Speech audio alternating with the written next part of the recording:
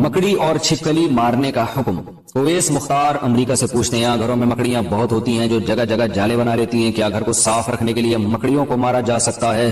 ہم نے سنا ہے کہ مکڑیوں کو نہیں مارنا چاہیے کیونکہ وہ ہجرت کے موقع پر آپ صلی اللہ علیہ وسلم کی حفاظت کا ذریعہ بنی تھی۔ نیز کیا گرگٹ کو مارنا باعث ثواب ہے کیونکہ اس نے حضرت ابراہیم علیہ السلام کی آگ کو دہکانے کے لیے اس میں پھونکے ماری تھی؟ مکڑیوں کو مارنا تو جائز ہے، اس کے ناجائز ہونے کی ہمارے پاس کوئی دلیل نہیں ہے، اور ظاہر ہے گھر میں تنگ بھی کر رہی ہیں تو وہ تو شہد کی مکھیوں کو بھی مارنا جائز ہوتا ہے ایسے صورت میں کہ جب کوئی جانور تنگ کر رہا ہے آپ کو تو یہ تو گھر کی حالت خراب ہو جائے گی، گھر میں جالے بنے ہوئے تو آپ مار سکتے ہیں، ایسی صورت میں انشاءاللہ کوئی گناہ نہیں ہوگا۔ رہا یہ مسئلہ کہ گرگٹ کو مارنا، تو صحیح مسلم کی حدیث ہے کہ آپ صلی اللہ علیہ وسلم نے فرمایا کہ چھپکلی کے بارے میں کہ جب آگ جلائی جا رہی تھی ابراہیم علیہ السلام کی تو چھپکلی اس میں پھونک مار رہی تھی اور اس آگ کو بھڑکانے کی کوشش کر رہی تھی۔ اس حدیث کا مطلب کیا ہے؟ علماء نے لکھا ہے کہ یہ صرف یہ بتانے کے لیے ہے کہ چھپکلی اور اس جنس کے جتنے جانور ہیں جس میں گرگٹ بھی آتا ہے، یہ جو جنس کے جانور ہیں نا، ان میں انسان دشمنی کے سافٹ ویئر انسٹال ہوئے ہوئے ہیں، یہ انسان دشمن جانور ہیں، یہ ان کو جب موقع ملتا ہے انسان کو نقصان پہنچاتے ہیں، تو اس لیے آپ صلی اللہ علیہ وسلم نے چھپکلی کو مارنے کی ترغیب دی، اور گرگٹ کا بھی وہی حکم ہے جو چھپکلی کا ہے، اور آپ صلی اللہ علیہ وسلم نے فرمایا کہ جس نے ایک وار میں مارا اس کو 100 نیکیاں ملیں گی، اور جتنے وار کم ہوتے جائیں گے نیکی کم ہوتی چلی جائے گی۔ وجہ اس کی یہ ہے کہ جانور کو جتنی کم تکلیف دے کے موت دیں گے وہ اتنا زیادہ ثواب ہے۔ اب چھپکلی کہیں دیوار پر ہے، آپ نے ایک چپل ماری اور وہیں اس کا اسٹیکر بن گیا تو چھپکلی کو اس سے تکلیف نہیں ہوتی، سیکنڈوں میں اس کی جان نکل جاتی ہے۔ لیکن اگر آپ نے اس سے کھیلنا شروع کر دیا، پہلے اس کی دم کاٹی، اس کا آدھا گھنٹہ آپ نے دم کا تماشا دیکھا جیسے بچے کرتے ہیں چھپکلی اور گرگٹ کے ساتھ، پھر اس کو رسی میں گھما گھما کے مار رہے ہوتے ہیں، تو اس سے آپ کی نیکیاں کم ہوتی چلی جائیں گی، بلکہ جانور پہ ظلم کا گناہ بھی ہو سکتا ہے۔ تو اس لیے جانور کو مارنا چاہیے، ان جانوروں کو جو انسان کے لیے نقصان دہ، مگر مارنے کا وہ طریقہ اختیار کیا جائے جس میں جانور کو تکلیف کم سے کم ہو۔ دنیا کے پالتو جانور کیا جنت میں ہمارے ساتھ ہوں گے؟ جو جانور ہم دنیا میں پالتے ہیں اگر وہ فوت ہو جائیں تو کیا جنت میں وہ مل سکتے ہیں؟ محمد کاشف لاہور۔ جانوروں کے لیے فوت کا لفظ استعمال کر رہے ہیں، شکر ہے یہ نہیں کہا کہ اگر ان کا انتقال ہو جائے، بھئی جانور تو مر جاتا ہے بیچارہ، تو بس وہ مر کے ختم ہو گیا، اس کا کوئی حساب و کتاب نہیں ہے آخرت میں، نہ وہ جنت میں کوئی ایسی ہمیں روایت ملتی ہے کہ وہ جنت میں آپ کے ساتھ ہوں گے، تو ایسی کوئی روایت نہیں ہے۔ البتہ صحیح مسلم کی ایک حدیث ہے کہ جانوروں سے اتنا حساب ہوگا کہ کسی جانور نے بے سینگ والے یعنی سینگ والے بکرے نے، جانور نے بغیر سینگ والے کو مارا ہوگا تو اللہ تعالیٰ ان دونوں کو زندہ کر کے انتقام دیں گے، ایک روایت ہے۔ تو یہ علماء بیان کرتے ہیں یہ بھی صرف دنیا کو دکھانے کے لیے کہ یعنی انصاف میں مبالغہ۔ ظاہر ہے سینگ والے جانور نے جب بغیر سینگ والے جانور کو مارا ہے تو اس کو تو جانور تو مکلف نہیں ہے شرعی احکام کا، لیکن اللہ تعالیٰ محض اپنی ایک قدرت دکھانے کے لیے کہ اتنا میں انصاف لے رہا ہوں، انصاف سے کام لے رہا ہوں کہ اس نے اپنے سینگ کا بھی اگر ناجائز فائدہ اٹھایا تھا تو اس کو بھی بدلہ ملے گا، تو اس کو مجازن حساب و کتاب سے تعبیر کیا گیا ہے۔ حقیقت میں یہ حساب نہیں ہے، اصل میں انسانوں کو دکھانے کے لیے، تو اصل حساب تو انسانوں کا ہوگا، لیکن جانوروں کو پھر اگر اتنا حساب ہوگا بھی تو مٹی کر دیا جائے گا ان کو دوبارہ ہمیشہ کے لیے، نہ ان کے لیے جنت ہے نہ جہنم ہے، نہ کوئی جزا ہے نہ سزا ہے، جو اصول یہی ہے۔ تو یہ سارے انسانوں کے لیے، لہذا جانور مر گیا تو ختم، کیونکہ جانور تو اللہ نے انسان کے لیے پیدا کیا ہے، انسان کی خدمت کے لیے، تو آپ نے پال لیا تو بس ٹھیک ہے، آپ کو اس سے فائدہ ہو گیا، تھوڑا سا مانوس ہو گئے، ٹائم گزر گیا آپ کا۔ ویسے میں جنرل نالج کے لیے ایک بات آپ سے کہتا ہوں، اچھا پہلے میں اپنی بات کمپلیٹ کر لوں۔ اگر آپ کو جنت میں جانے کے بعد دل چاہا کہ اللہ جو میں نے بلی پالی ہوئی تھی، جو میں نے بکرا پالا ہوا تھا، بڑا محبوب ہے مجھے چاہیے، تو جنت میں قرآن کہتا ہے آپ کی ہر خواہش پوری ہوگی۔ وَلَكُمْ فِيهَا مَا تَشْتَهِي أَنفُسُكُمْ، جس چیز کا دل چاہے گا وہ آپ کو ملے گی جنت میں۔ تو اس لیے اللہ کسی کو اس کا پالتو جانور جنت میں دینا چاہے تو اللہ پہ کوئی پابندی نہیں ہے۔ میں نے تو صرف ایک اصول اور ضابطے کی بات کی ہے کہ ایسی کوئی ہمارے پاس روایت نہیں ہے کہ جنت میں آپ کو یہی جانور مل جائیں گے۔ بہرحال اللہ ہر خواہش آپ کی پوری کرے گا، لیکن ویسے میں جنرل نالج کے لیے آپ کو ایک بات عرض کروں کہ جو ہمارے معاشرے میں کتے بلی پالنے کا جو رواج آ رہا ہے نا، یہ وہاں آ رہا ہے جہاں اولادیں نہیں ہو، بچے روکے جا رہے ہیں، یہ نیچرل نہیں ہے۔ انسان کی انٹرٹینمنٹ کے لیے، اس کی تفریح کے لیے، اس کی آنکھوں کی ٹھنڈک کے لیے اللہ نے اولاد کی نعمت رکھی ہے۔ یَهَبُ لِمَن يَشَاءُ إِنَاثًا وَيَهَبُ لِمَن يَشَاءُ الذُّكُورَ، جس کو چاہتا ہے بیٹے گفٹ کرتا ہے، جس کو چاہتا ہے بیٹیاں گفٹ کرتا ہے، اور جس کو چاہتا ہے دونوں گفٹ کر دیتا ہے۔ تو بچے کیوں نہیں پالتے آپ لوگ؟ میں حیران اس پر ہوتا ہوں۔ میں کہتا ہوں جس گھر میں چھوٹا بچہ ہے نا، اتنی تفریح ہے اس گھر میں، اتنی انٹرٹینمنٹ کا سامان موجود ہے کہ اس کو کتے بلی پالنے کی ضرورت ہی نہیں ہوگی۔ اور میں تھوڑا سا کھلی ڈلی زبان بھی استعمال کرتا ہوں، یعنی آپ کے ہاں جو ہے نا ہر 1-2 سال کے بعد کوئی لیٹسٹ ورژن ہونا چاہیے بچوں کا، کوئی نیا پیس آنا چاہیے مارکیٹ میں۔ وہ چھوٹا بچے کی تفریح الگ ہی ہوتی ہے، جو بڑے ہو جاتے ہیں نا وہ الگ ٹائپ کی یعنی آنکھوں کی ٹھنڈک بنتے ہیں۔ چھوٹا بچہ جو انٹرٹینمنٹ دیتا ہے نا وہ بڑا نہیں دے سکتا، اس کا مسکرانا، اس کی حرکتیں، اس کا اچھلنا کودنا، یقین نہ آئے آپ انٹرنیٹ پہ سرچ کریں بچوں کی حرکتیں، بچوں کی کہکہے، بچوں کی مسکراہٹ، آپ کا دل باغ باغ ہو جائے گا۔ جبکہ وہ بچے اجنبی بچے ہوں گے جو انٹرنیٹ پہ یوٹیوب پہ آپ کو نظر آ رہے ہیں، آپ سوچیں جب آپ کے اپنے ہوں گے تو کتنا اچھا لگے گا۔ تو ہو کیا رہا ہے کہ بچے پیدا نہیں ہوتے ہیں تو ایک آدھ ہوتا ہے وہ بڑا ہو جاتا ہے، پھر گھر میں سب بور ہو رہے ہیں۔ تو بچے کی گھر میں موجودگی یہ بہت ضروری ہے، پیرنٹس کے لیے بہت ضروری ہے، والدین کے لیے، ماں کے لیے، باپ کے لیے، دونوں کی صحت کے لیے بچے کا ہونا ضروری ہے۔ لوگ اکثر کہتے ہیں والدین بچوں کو پالتے ہیں، میں کہتا ہوں بچے جتنا والدین کو پالتے ہیں نا، والدین اتنا بچوں کو نہیں پالتے۔ بچہ خود ماں باپ کو پالتا ہے، یعنی پالنے کا مطلب ان کی ذہنی تفریح کا ذریعہ بنتا ہے۔ ماہر نفسیات کہتے ہیں دماغی درجنوں بیماریوں کا علاج چھوٹا بچہ ہے، اتنی خوشیاں دیتا ہے چھوٹا بچہ۔ اور ہمارے ہاں آپ دیکھو کہ خام ایک غیر مسلموں سے آئی ایک چیز، جو نیچر سے ہٹ کر زندگی گزار رہے ہیں وہ ہمیں بھی نیچر سے ہٹا رہے ہیں۔ تو گھروں میں رونقیں ختم ہو گئی، ہزار گز کے بنگلے ہیں، اور دیواروں کو دیکھ دیکھ کے جناب وہ میاں بیوی جو ہے نا دیواریں دیکھ دیکھ کے خوش ہو رہے ہوتے ہیں۔ میں کہتا ہوں وہ چھوٹا گھر جو بچوں سے بھرا ہوا ہو اس میں زیادہ خوشیاں ہیں ان ہزار گز کے بنگلوں سے جس میں 2-3 افراد رہتے ہوں۔ میرے تو ٹریولنگ بہت ہوتی ہے، میں ہر گھر میں جاتا ہوں، یعنی ہر طرح کے لوگوں میں ملتا ہوں، ہر طرح کے گھروں میں جانا ہوتا ہے۔ میں دیکھتا ہوں کہ جو غریب لوگ ہیں جن کی اولادیں ہیں اور وہ زیادہ خوش ہوتے ہیں ذہنی طور پر، اللہ یہ کہ خدا نخواستہ اولادوں میں کوئی قاتلانہ لڑائیاں ہو رہی ہوں وہ تو ایک الگ بات ہے، لیکن نارمل جو حالات ہیں اس کے حساب سے بات کر رہا ہوں، وہ زیادہ خوش ہوتے ہیں۔ اور میں ایسے گھروں میں بھی گیا ہوں ہزار گز کے لگژری، اور وہاں جا کے دیواریں کاٹنا شروع کرتی ہیں، کھاتی ہیں دیواریں کہ کیا ہے یہ، کس کے لیے بنایا آپ نے، آپ کے تو اولاد ہی نہیں ہے، ایک آدھ بچہ ہے اس کو اولاد تو نہیں کہتے، تو کیا ہو گیا، عقل کو ماتم کرنے کا دل کرتا ہے۔ جو خوشیوں کی زندگی تھی وہ گورے نے آپ سے چھین لی ہے، وہ مصنوعی خوشیاں آپ کو دے رہا ہے۔ دیکھو نیچر کا کوئی متبادل نہیں ہوتا، آج بھی لوگ چشموں کا پانی اور گرینری اور درخت اور اس ٹائپ کی چیزوں میں لوگ زیادہ سکون محسوس کرتے ہیں۔ اگر بنگلے بناتے بھی ہیں تو اس میں کوشش کرتے ہیں پھول لگانے کی، گارڈن بنانے کی، اس لیے کہ جو اطمینان جو نیچر میں جو انسان کو روحانی سکون ملتا ہے وہ نیچر سے ہٹ کے نہیں ملتا۔ تو آپ پالیں، کتے پالنا تو جائز نہیں ہے ضرورت کے بغیر، آپ باقی جانور پالیں، لیکن پہلے آپ اپنے بچوں کو پالیں۔ بچوں کو آپ پالیں گے تو انشاءاللہ پھر یہ ضرورت نہیں رہے گی آپ کو ان چیزوں کی۔ پھر بھی اگر پالنا ہے تو میں کہتا ہوں پھر بکریاں پالیں، گائے پالیں، بھینس پالیں، اس کا فائدہ بھی تو حلال جانور پالیں نا۔ بلی کا کیا فائدہ ہوگا آپ کو، بلی تھوڑا سا انسیت کرے گی آپ سے، ٹھیک ہے جائز ہے بلی پالنا بھی، تھوڑی سی مانوس ہو جائے گی، لیکن اس کا قوم کو بھی کوئی فائدہ نہیں ہے، آپ کو بھی کوئی فائدہ نہیں، اس کے بالوں میں بیماریاں بھی ہوتی ہیں، تو قوم کو بھی فائدہ نہیں، قوم کو بھی فائدہ ہے حلال جانور پالنے میں۔ بکریاں، بھیڑ، گائے، بھینسیں یہ پالیں گے، دودھ فائدہ ہوگا، آرگینک دودھ ملے گا آپ کو، آرگینک گوشت ملے گا آپ کو، دیسی مرغیاں پالیں گے، آرگینک انڈا ملے گا آپ کو۔ انڈے مارکیٹ سے شارٹ ہوتے جا رہے ہیں آرگینک انڈے، اور جو آرگینک کے نام پہ مارکیٹ میں بک رہے ہیں ان کا بھی کوئی بھروسہ نہیں ہوتا کہ دیسی ہیں بھی کہ نہیں ہے۔ تو پتہ نہیں کیا ہو گیا لوگوں کو، ہم سمجھ میں نہیں آ رہا۔ پولیس کے ذریعے بھی کوشش کر لی ہے سمجھانے کی، پولیس والوں کی سمجھ میں نہیں آ رہا، تو کیسے آپ کی سمجھ میں آئے گا۔ تو جانور پالیں مگر وہ جانور جو فائدے مند ہیں۔ پیغمبروں نے بکریاں چرائی ہیں تو ہم بھی گوروں کو دیکھ دیکھ کے کتے پال لیں۔ کتا ضرورت کی چیز ہے، اگر آپ کو گھر میں حفاظت کے لیے کتا رکھنا ہے تو آپ 10 دفعہ رکھیں، جب حفاظت نہیں ہے۔ کیا بلی کا جھوٹا کھا پی سکتے ہیں؟ بلی پالنا کیسا ہے؟ کیا بلی کا جھوٹا حلال ہے؟ اگر بلی نے گوشت یا دودھ میں منہ مار دیا تو اس کے استعمال کا کیا حکم ہے؟ موسیٰ جان ریاض سے حدیث میں آتا ہے نبی صلی اللہ علیہ وسلم نے بلی کا جھوٹے کو پاک قرار دیا ہے، اور اس کی وجہ یہ بیان کی فَإِنَّهَا مِنَ الطَّوَّافِينَ عَلَيْكُمْ، یہ تم پر بار بار چکر لگاتی ہے، یعنی گھریلو جانور، اس سے بچنا بہت ممکن ہے۔ تو اس لیے فقہاء نے لکھا ہے کہ بلی کا جھوٹا پاک ہے، لیکن مکروہ بہرحال ہے۔ مکروہ اس لیے کہ درندوں کے جھوٹے ناپاک ہوتے ہیں، حرام جانوروں کا جھوٹا ناپاک ہوتا ہے، تو بلی بھی بہرحال ایک درندہ ہے۔ تو نبی نے جو گنجائش دی اس کی وجہ بتا دی کہ اس سے بچنا ممکن نہیں ہے، بہت مشکل ہے اس سے بچنا، بار بار گھروں میں آتی ہے، منہ لگا دیتی ہے کھانے پینے کی چیزوں کو۔ تو اس سے پتہ چلتا ہے کہ ضرورت کی وجہ سے اس کی اجازت دی گئی ہے۔ تو ضرورت کی وجہ سے جس چیز کی اجازت دی جائے تو اس میں یہی ہوتا ہے کہ احتیاط بہتر ہے۔ تو اگر بلی نے گوشت میں منہ مار دیا، پانی میں منہ مار دیا تو استعمال کر سکتے ہیں، لیکن اگر کوئی احتیاط پر عمل کرے تو بھی ٹھیک ہے، تو زیادہ اچھا ہے۔ تو اب ایسا نہ ہو جائے کہ بلیوں کو اتنا لفٹ کرائیں جیسے انگریزوں نے کتوں کو لفٹ کرایا ہوا ہے، کہ وہ اس کا جھوٹا باقاعدہ پراپر کھاتے ہیں، پیتے ہیں، اس کے زبان لگاتے ہیں، اس کو، اس کی زبان، کتا ان کے منہ میں زبان لگا رہا ہوتا ہے، اوٹ پٹانگ حرکتیں کر رہے ہوتے ہیں، اللہ تعالیٰ ان کو ہدایت دے۔ تو کتے کا جھوٹا تو بالکل ہی ناپاک ہے۔ میرا مقصد بتانے کا یہ ہے کہ بلی کو پالیں آپ، لیکن اتنا لفٹ نہ کرائیں جتنا انگریزوں نے کتوں کو لفٹ کرایا ہے، کیونکہ ہے بہرحال درندہ، تھوڑا سا ریزرو رہیں اس سے، کھانے پینے کی چیزوں میں اس کو اپنے ساتھ شریک نہ کریں، فیملی ممبر نہ بنائیں آپ بلی کو۔ خواتین کے لیے نماز کا الگ کمرہ بنانا، میں گھر میں رہتا ہوں، میرا ارادہ ہے کہ گھر میں خواتین کے لیے الگ سے نماز کے لیے کمرہ چھوڑوں گا، کیا یہ صحیح ہوگا؟ مشتاق احمد مکہ مکرمہ سے۔ صحیح نہیں ہوگا بلکہ سنت ہے، یہ صرف صحیح نہیں ہے۔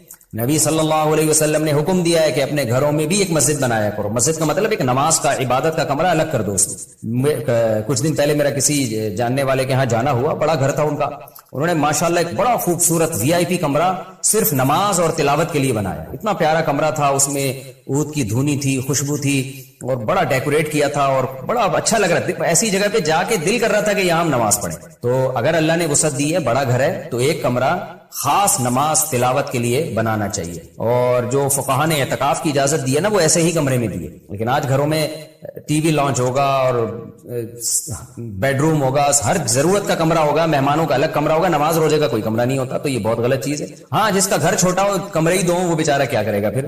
تو اس لیے اللہ نے اگر گنجائش دی ہے تو گھر میں نماز کے لیے, خاص طور پہ خواتین کے نماز کے لیے الگ کمرہ بنائیں. ہابی کے لیے کیٹ پالنا. میں نے سنا تھا کہ بلی پالنا سنت ہے, کیا شوق کے لیے بلی پال سکتے ہیں؟ بلی پالنا جائز عمل ہے, کیونکہ پاک جانور ہے, ناپاک نہیں ہے, اس کا تھوک بھی پاک ہے. لیکن ترغیبی عمل نہیں ہے, یہ ترغیب حلال جانوروں کی ہے, کیونکہ اس سے لوگوں کو فائدہ ہوتا ہے, خوراک سستی ہو جاتی ہے. مرغیاں پالیں گے, انڈے ملیں گے. حدیث میں آتا ہے مرغے کو برا مت کہو, کیونکہ وہ اذان کے لیے جگاتا ہے, نماز کے لیے جگاتا ہے. تو پھر انبیاء نے بکریاں چرائی ہیں, تمام پیغمبروں نے. تو اس لیے حلال جانوروں کے پالنے کو تو اپریشیٹ کیا جائے گا. حرام جانور بس آپ کا شوق ہے تو ٹھیک ہے, لیکن کوئی فضیلت نہیں ہے اس کی. کیا بلی کا جھوٹا کھا پی سکتے ہیں؟ بلی پالنا کیسا ہے؟ کیا بلی کا جھوٹا حلال ہے؟ اگر بلی نے گوشت یا دودھ میں منہ مار دیا تو اس کے استعمال کا کیا حکم ہے؟ موسیٰ جان ریاض سے. حدیث میں آتا ہے نبی صلی اللہ علیہ وسلم نے بلی کا جھوٹے کو پاک قرار دیا ہے, اور اس کی وجہ یہ بیان کی, فَإِنَّهَا مِنَ الطَّوَّافِينَ عَلَيْكُمْ, یہ تم پر بار بار چکر لگاتی ہے.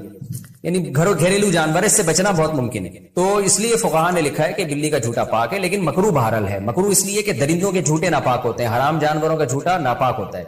تو بلی بھی بہرحال ایک درندہ ہے. تو نبی نے جو گنجائش دی اس کی وجہ بتا دی کہ اس سے بچنا ممکن نہیں ہے, بہت مشکل ہے اس سے بچنا. بار بار گھروں میں آتی ہے, منہ لگا دیتی ہے کھانے پینے کی چیزوں کو. تو اس سے پتہ چلتا ہے کہ ضرورت کی وجہ سے اس کی اجازت دی گئی ہے. تو ضرورت کی وجہ سے جس چیز کی اجازت دی جائے تو اس میں یہی ہوتا ہے کہ احتیاط بہتر ہے. تو اگر بلی نے گوشت میں منہ مار دیا, پانی میں منہ مار دیا, تو استعمال کر سکتے ہیں. لیکن اگر کوئی احتیاط پر عمل کرے تو بھی ٹھیک ہے, تو زیادہ اچھا ہے. تو اب ایسا نہ ہو جائے کہ بلیوں کو اتنا لفٹ کرائیں جیسے انگریزوں نے کتوں کو لفٹ کرایا ہوا ہے, کہ وہ اس کا جھوٹا باقاعدہ پراپر کھاتے ہیں, پیتے ہیں, اس کے زبان لگاتے ہیں, اس کی زبان, کتا ان کے منہ میں زبان لگا رہا ہوتا ہے, وہ پٹانگ حرکتیں کر رہے ہوتے ہیں. اللہ تعالیٰ ان کو ہدایت دے. تو کتے کا جھوٹا تو بالکل ہی ناپاک ہے. میرا مقصد بتانے کا یہ ہے کہ بلی کو پالیں آپ, لیکن اتنا لفٹ نہ کرائیں جتنا انگریزوں نے کتوں کو لفٹ کرایا ہوا ہے, کیونکہ ہے بہرحال درندہ. تھوڑا سا ریزرو رہیں اس سے, کھانے پینے کی چیزوں میں اس کو اپنے ساتھ شریک نہ کریں, فیملی ممبر نہ بنائیں آپ بلی کو. کیا بلی کا کاروبار حلال ہے؟ کیا بلیوں کا کاروبار کرنا جائز ہوگا؟ اگر ہم بلیاں پالیں اور بعد میں اسے بیچیں تو کیا یہ جائز ہے؟ عظما صاحبہ ممبئی سے. دیکھیے جائز تو ہے مگر مکروہ ناپسندیدہ ہے. نبی صلی اللہ علیہ وسلم نے بلی کے جو اجرت ہے, یعنی بلی کو آپ فروخت کر کے جو اس کا ثمن حاصل ہوتا ہے, اس کو آپ صلی اللہ علیہ وسلم نے اس کو ناجائز قرار دیا ہے. تو جمہور علماء وہاں جو کہتے ہیں کہ آپ صلی اللہ علیہ وسلم نے اس کو پسند نہیں کیا, اس سے مراد کراہت تنزیہی ہے, یعنی حرام. بعض علماء تو حرام ہونے کے قائل ہیں, لیکن جمہور علماء کہتے ہیں کہ وہاں مراد جو نبی نے منع کیا ہے, یعنی بلی کے جو قیمت ہے اس کو کھانے سے, تو یہ ممانعت حرام کے درجے میں نہیں ہے بلکہ کراہت تنزیہہ کے درجے میں, دوسرے دلائل کی روشنی میں. اس کی وجہ ہے کہ بلی کا جھوٹا حلال ہے, جھوٹا پاک ہے بلی کا, تو وہ ناپاک جانور نہیں ہے, تو اس لیے اس کے ناجائز ہونے کی اور کوئی وجہ نہیں ہے. البتہ اس حدیث کی روشنی میں بعض علماء کہتے ہیں کہ حرام ہے, لیکن جمہور علماء کہتے ہیں کہ مکروہ تنزیہی ہے. مکروہ تنزیہی کا مطلب ہوتا ہے اوائڈ کرنا, بچنا بہتر ہے. تو مشورہ میرا یہ ہے کہ اگر آپ نے کوئی بلی بیچ دی ہے تو اس کی قیمت اگر آ گئی ہے تو ٹھیک ہے, لیکن آئندہ بہتر یہ کہ اس کو کاروبار آپ نہ بنائیں. حرام میں نہیں کہہ رہا, قول میں وہی کر رہا ہوں جو جمہور کا قول ہے کہ حرام نہیں ہے, مکروہ تنزیہی ہے, لیکن بہتر یہی ہے کہ آپ اس سے اجتناب کریں. حلال جانوروں کا کاروبار کیا کریں, اس میں برکت ہوتی ہے, اس میں لوگوں کو فائدہ ہوتا ہے. بلیاں اگر معاشرے میں پھیلیں گی تو اس سے پبلک کو کیا فائدہ ہے؟ اگر گائے, بھینس, بکریاں, مرغیاں ان کا کام کریں گے, مرغیوں سے انڈے ملیں گے, بکریوں سے دودھ ملے گا, گوشت ملے گا, بکروں کے ریٹ مارکیٹ میں کم ہو جائیں گے جب بکروں کی پیداوار بڑھے گی, تو اس سے انسانیت کو فائدہ ہے اور انٹرٹینمنٹ بھی ہے. بکری بھی پل جاتی ہے, دمبے بھی پل جاتے ہیں. میرے دمبے آپ آ کے دیکھیں, 2 دمبے ایسے ٹائٹ خاندانی طریقے سے پلے ہوئے, کھا کھا کے ماشاءاللہ مسٹنڈے بھی ہو رہے ہیں اور پل بھی گئے ہیں. بچے کھیلتے ہیں ان سے, وہ جب عصر کے بعد لے کے نکلتے ہیں, چھلانگے مارتے ہیں وہ. تو اگر آپ کو تفریح کرنی ہے تو وہ دمبوں سے بھی ہو سکتی ہے, گائے سے بھی ہو سکتی ہے. گائے کا بچہ کتنا خوبصورت ہوتا ہے ایسا, اور بھینس کا بچہ ایک نمبر کا سست ہوتا ہے. میں اکثر لطیفہ سناتا ہوں نا, بھینس کا بچہ ایسے کھیلتا ہے, بس اس کا کھیل یہی ہے, کان بیٹھ کے ہلاتا رہے گا, اس سے بھی مزہ آتا ہے. اور گائے کا بچہ ذرا اچھل کودتا ہے, بکری کا بچہ اور اچھل کود مچاتا ہے, ایسا خوش ہوتا ہے جب آپ اس کو اس کے پنجرے سے باہر نکالیں نا, ایسی چھلانگے مارتا ہے. تو حلال جانور پالیں. یہ کتے بلی جو ہے نا, یہ مناسب نہیں ہے پالنا. یعنی کاروبار کرنا, پل جائے بلی تو ٹھیک ہے, کوئی ممانعت نہیں ہے, لیکن یہ کہ کاروبار ہی اگر کرنا ہے تو ان چیزوں کا کریں جن کے گوشت میں, جن کے انڈوں میں, جن کے دودھ میں اللہ نے برکت رکھی ہے. آپ صلی اللہ علیہ وسلم نے فرمایا مرغے کو برا مت کہو, لا تسبوا الدیک فإنه یؤذن للصلاۃ, وہ اذان کے لیے جگاتا ہے, وہ نماز کے لیے جگاتا ہے تمہیں. تو یہ برکت والے جانور ہیں حلال. تو حضرت سلیمان علیہ السلام کے اس واقعے میں بہت اسباق ہیں. ایک تو ہمیں یہ نالج پتہ چلی کہ جانوروں کا آپس میں ایک بہت مضبوط لنک ہوتا ہے جس میں وہ ایک دوسرے کو اطلاع بھی دے رہے ہوتے ہیں. دوسری بات ہمیں اس واقعے میں یہ پتہ چلی کہ چیونٹی یہ کہہ رہی ہے کہ سلیمان اور اس کا لشکر تمہیں روند ڈالے گا مگر ان کو پتہ بھی نہیں چلے گا. یہ جو پتہ بھی نہیں چلے گا نا, یہ بھی قرآن کے الفاظ لغو نہیں ہے, اس میں بھی حکمت ہے. کیا مطلب؟ پیغمبر جان کر یہ کام بولو نہیں کر سکتے. اس میں جانوروں پہ بھی ظلم سے روکا گیا ہے اور یہ احادیث سے ثابت ہے. نبی صلی اللہ علیہ وسلم نے فرمایا کہ پچھلی امتوں میں ایک پیغمبر تھے جن کو ایک چیونٹی نے کاٹا تو انہوں نے ساری چیونٹیاں جلا دی, تو اللہ نے ان پر وحی کر کے تنبیہ کی کہ کاٹا ایک نے تھا, سزا آپ نے سب کو کیوں دی. اس سے پتا چلتا ہے کہ بلا وجہ چیونٹی مارنا بھی جائز بول لو نا بھائی نہیں ہے, خام خام ہے. ہاں گھر میں چیونٹیاں تنگ کر رہی ہیں تو وہ فنائل کا پوچھا ووچھا لگا کے, وہ ایک الگ چیز ہے, وہ صفائی ستھرائی کے لیے. ویسا نہ ہو کہ ڈبے رکھ کے چیونٹیاں پالنا شروع کر دیں آپ بلا وجہ. یعنی وہ آپ کو گھر میں تو کیڑے مکوڑے تکلیف دیتے ہیں نا, لیکن تکلیف بھی نہیں دے رہے. خام خام جانور کو جا کے مارنا یہ اسلام میں جائز بولو نہیں. آپ صلی اللہ علیہ وسلم نے چڑیا کو مارنے سے منع کیا ہے. اجازت دی ہے جس نے چڑیا کو ذبح کر کے کھانا ہو, شکار کے لیے کھانے کے لیے اس سے مار رہے ہو تو ٹھیک ہے, خام خام نشانے بازی کے لیے ٹھیک نہیں ہے. حضرت عبداللہ بن عمر نے کچھ بچوں کو دیکھا کہ مرغی کو باندھ کے, یہ کچھ لڑکے تھے مرغی باندھ کے نشانہ سیکھ رہے ہیں تیر اندازی کا. فرمایا نبی صلی اللہ علیہ وسلم نے اس عمل سے منع کیا. نشانے بازی کسی بے جان پہ سیکھو, مرغیوں کو اس کا نشانہ, یہ ظلم ہے نا جانور کے اوپر. جو کام کسی دوسرے سے ہو سکتا ہے اس میں مرغی کو نشانہ کیوں بنا رہے ہو بھائی؟ مرغی کھانی ہے تو ذبح کر لو. اور آپ دیکھو چائنا والوں کو زندہ کتے کھولتی کڑھائی میں ڈال دیتے ہیں. انسانیت ہے یار. لیکن اسلام چونکہ اعتدال کا مذہب ہے, پہلے انسان ہے بعد میں جانور, اس لیے جہاں جانور انسان کی تکلیف کا سبب بنے گا تو پھر مارنے کا حکم ہے. مدینہ میں جب کتوں کی تعداد زیادہ ہو گئی تھی تو آپ نے صحابہ کو کتوں کے قتل کا حکم دیا, کیونکہ کتوں کی نسل بہت اسپیڈ سے بڑھتی ہے اور ان کے لیے کوئی محکمہ منصوبہ بندی, فیملی پلاننگ والوں کو انسانوں سے فرصت ملے گی تو کتوں کی طرف جائیں گے نا. جس کے لیے اللہ نے کائنات کو بنایا انسان, اس کی تو نسل روکی جا رہی ہے. جو مقصود کائنات نہیں ہے ان کو مارنے پر جو جانوروں کی جو NGOs ہیں نا ان کی طرف سے پابندی. کراچی میں کتا مارنے پر پابندی ہے. کتا پن ہے یا نہیں ہے بتاؤ؟ یہ کیسا کتا پن ہے یار؟ کتوں کی نسل کو کنٹرول کرنا یہ قرآن و سنت سے, یہ حدیث سے ثابت ہے. مدینہ میں کتے زیادہ ہو گئے تھے, آپ نے حکم دیا قتل کلاب کا, کتوں کو مارو, ایک نسل کو کم کرو ان کی. پھر صحابہ تو نبی کے حکم پہ حریص تھے, انہوں نے اتنے مارنا شروع کر دیے کہ دیہاتی باہر سے آتا اس کے بھی کتے کو مارتے ہو. تو آپ نے منع کیا, فرمایا ما لکم وللکلاب, تمہیں کیا ہو گیا کتوں کے بارے میں؟ اللہ کی مخلوق ہے, چھوڑ دو اپنے حال پہ. کیا مطلب کہ ہمیں کتے سے کوئی ذاتی دشمنی نہیں ہے کہ اس کی نسل ہی ختم کرنی ہے, اتنا کرنا ہے کہ انسانوں کو نقصان پہنچانا ختم کر دیں. جب کنٹرول میں آ گئے تو اب چھوڑ دو. تو یہ اعتدال ہے. بعض لوگوں کے ہاں جانوروں کے اتنے حقوق ہیں, NGOs بنی ہوئی ہیں, کتے لوگوں کو کاٹ رہے ہیں, بائکوں سے ٹکرا رہے ہیں, کراچی میں تو بہت ہو گئے ہیں, لیکن کہتے ہیں نا نا نا ان کتوں کو مت مارو. اور بعضوں کے ہاں ایسی زیادتی ہے کہ جلتے ہوئے زندہ کتے جلتی ہوئی کڑھائی میں ڈال کے کھا جاتے ہیں. وہ بہت سے دوستوں نے بتایا چائنا میں وہ کتا جب کڑھائی سے نکلتا ہے زندہ ہوتا ہے وہ, کیونکہ اسکن جب تک آپ کے اوپر ہے نا اور گلا نہیں کٹتا, آپ کسی کی موت آرام سے نہیں ہوتی, جلنے سے جلدی موت نہیں ہو جاتی انسان کی. تو وہ کس قدر جانور کے ساتھ ظلم ہے. مجھے تو وہ حدیث یاد آتی ہے کہ ایک عورت نے ایک بلی کو باندھ دیا اور کھلایا پلا رہے نہیں, تو اللہ نے اس کی ساری نیکیوں کو اس ظلم کی وجہ سے ضائع کر دیا. تو کس قدر ظلم ہے. آپ صلی اللہ علیہ وسلم نے فرمایا جانور کو جب ذبح کرو تو ذبح میں بھی اس کو آرام پہنچاؤ. چھری تیز ہونی چاہیے, ایسے دانے والی نہیں ہونی چاہیے کہ گھنٹے پہ کاٹنے اس کو. اور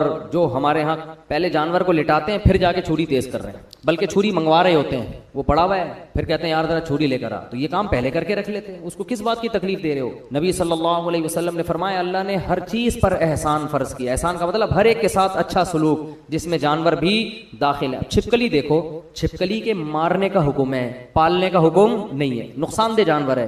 لیکن آپ صلی اللہ علیہ وسلم نے فرمایا, صحیح حدیث ہے, جس نے ایک وار میں چھپکلی ماری 100 نیکیاں, جتنے وار کم ہوں گے نیکیاں کم. کیوں؟ علماء اس میں حکمت بیان کرتے ہیں جتنے زیادہ وار میں مارو گے جانور کو اتنی تکلیف ہوگی. لہذا ایک ہی دفعہ میں, ہم بچپن میں مارتے تھے بڑا مزہ آتا تھا, ایک ہی دفعہ میں چپل تبیز سے ماری وہ اسٹیکر بن کے چپک گئی, اس کو پتہ ہی نہیں چلا ایک جہان سے دوسرے جہان میں شفٹ. لیکن شرارتی بچے کیا کرتے تھے, گرگٹ کو پکڑ کے نا اس کے گلے میں رسی ڈال کے اس کو یوں یوں کر کے گھما رہے ہیں, وہ کھیل کود میں لگے ہوئے ہیں. یہ ظلم ہے بھائی, ناجائز ہے. تو لڑکے کر رہے ہوتے تھے اس طریقے سے. ہمیں اس وقت بھی یہ عمل اچھا نہیں لگتا تھا کہ یار یہ تو زیادتی ہے, کسی جانور کو تکلیف دینا ہے. تو ویڈیو دیکھیں آپ انٹرنیٹ پر, زندہ مرغا کھولتی ہوئی پانی میں ڈال دیتے ہیں, زندہ مرغا, اور پھر وہ جب تڑپتا ہے اس کو نکالا تو اس کے پر اتار رہے ہیں کیونکہ پر نرم ہو جاتے ہیں. بھائی تھوڑی دیر کے لیے آپ اپنی انگلی کھولتے ہوئے پانی میں ڈال کے دیکھیں, آپ سے برداشت ہوتی ہے؟ آپ کیسے زندہ جانور آپ اس کے اندر پانی کے اندر ڈال رہے ہو بھائی, اور پھر اس کو نکال کے وہ بیچارہ تڑپ رہا ہے, اس کے بال ہٹا رہے ہیں. آپ کی تو انٹرٹینمنٹ ہے, آپ کی لذت اور مزے ہیں, اور اس جانور پہ کیا گزر رہی ہے وہ جانور ہی جانتا ہے. اسلام نے حکم دیا کہ اس کی کیا کرو, ذبح کر دو, اس کا بلڈ نکل جائے گا, گوشت سے خون بھی صاف, خون سے بھی گوشت پاک ہو جائے گا, اور جانوروں کو تکلیف بھی کم ہوگی. اس میں جانور تڑپتا بہت ہے مگر اتنی تکلیف نہیں ہوتی جتنی کھولتے ہوئے پانی میں ڈالنے میں ہوتی ہے جانور کو. تو یہ اسلام نے جانوروں کے بھی حقوق بیان کیے ہیں کہ اس طرح سے ان کے ساتھ معاملہ نہ کیا جائے. ایک اونٹ کو نبی نے دیکھا کہ لاغر, تو آپ نے فرمایا یہ اونٹ اپنے مالک کی شکایت کر رہا ہے کہ میرا مالک میرے کھانے کا خیال بولو نہیں کرتا. میں نے ایک دفعہ بکری کسی کے پاس امانت رکھوا دی, بہت پرانا قصہ ہے, ان کو نہیں پتا چلے گا کس کی بات ہو رہی ہے. میں بکری لینے کے لیے گیا تو وہ بکری کے ایکس رے رپورٹ سامنے مجھے نظر آ رہی تھی. میں نے کہا اس کے تو گردے کی پتھری وتھری کا ٹیسٹ کرانے کی ضرورت ہی نہیں ہے, سب کچھ یہیں سے نظر آ رہا ہے. اس کا حال کیا کیا ہے آپ نے یار, کتنا کھانا کھلاتے تھے؟ کہتے صبح ایک ٹائم کھلاتا تھا بس, زیادہ کھانا صحت کے لیے نقصان. اب 24 گھنٹے میں یار آپ خود ذرا ایک ٹائم کھا کے دیکھو, ہم صبح سحری کرتے ہیں پھر شام کو افطاری کر لیتے ہیں, 12-13 گھنٹے کا روزہ کیسا لگتا ہے, اور آپ 24 گھنٹے تک جانور کو, اور بکری تو سارا دن کھانے والی ہے. تو یہ بڑے بڑے ظلم ہو رہے ہیں, یہ بے زبان جانور ہیں. جس کے دل میں آخرت کا خوف نہیں ہے نا, اس سے بڑا ظالم دنیا میں